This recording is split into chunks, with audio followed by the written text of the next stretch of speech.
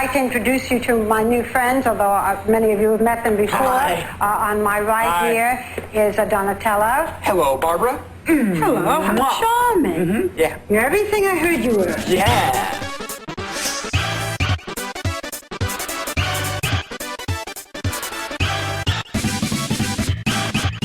In the realm of classic beat-em-up games, few titles have left as significant of an impact as the Konami Teenage Mutant Ninja Turtles games, especially Turtles in Time.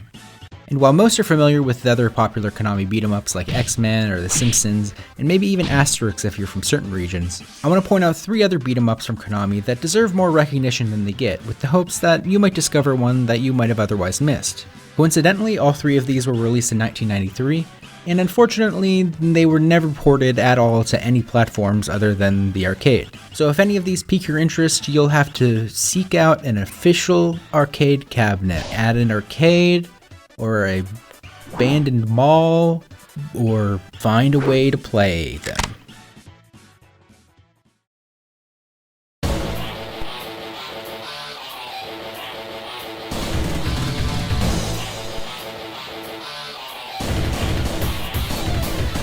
Among the unlicensed Konami beat-em-ups, Metamorphic Force stands out as a remarkable gem.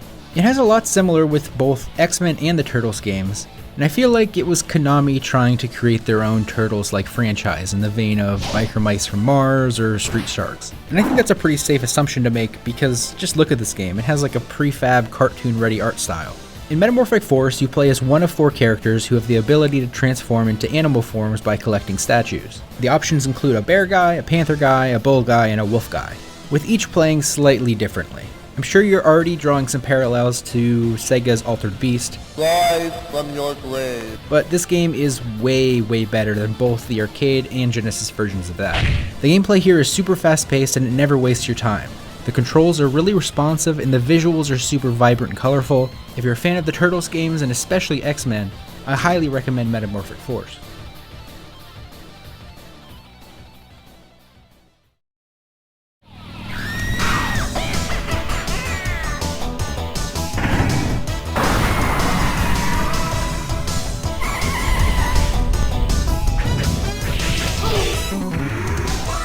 Violent Storm deserves to be recognized as Konami's answer to Capcom's Final Fight, as it's clearly a clone if not just a full-on parody of it.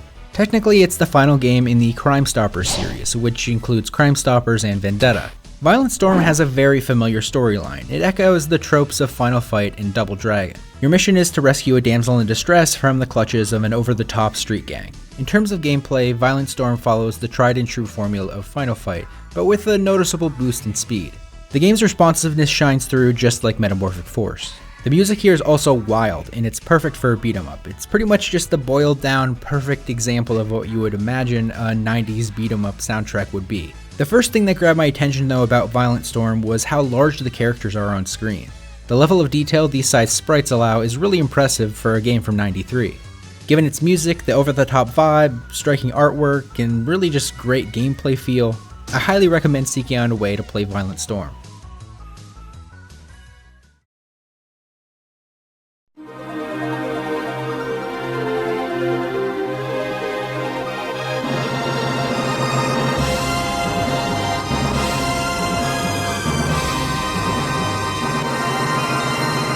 Alright, don't freak out, Gaiapolis is supposed to look like this. It's a beat 'em up game that's made to be played in Tate mode. Tate mode?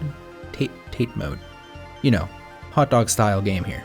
It has RPG-like leveling and a simple one-button attack system that involves mashing to strike and holding the button to guard. The other 2 buttons come into play for casting spells and sicking your pets that you find in eggs on enemies. Gaiapolis is about twice as long as a typical beat 'em up, so it has a password system to continue your progress if you can't finish it all in one go. For the genre, the relatively unique vertical orientation of the screen allows for tall level layouts and boss battles that make good use of the extra height gained by using this aspect ratio. The story here is super typical trite fantasy stuff with a few interesting ideas tossed in, but regardless, the highly detailed pixel art cutscenes are really nice to look at, while I pretty much ignored the story that they were trying to convey. The major strength of Gaiapolis though is how diverse the enemies and environments are. Even with it being a longer than typical game in the genre, it keeps things fresh, ensuring that you won't get tired of encountering the same content repeatedly over and over again. One drawback here though is the lack of a jump, which means there's no jump kicks, which is something that I definitely miss from a game like this. I recommend checking out Gaiapolis, especially if you can rotate your display to the correct orientation.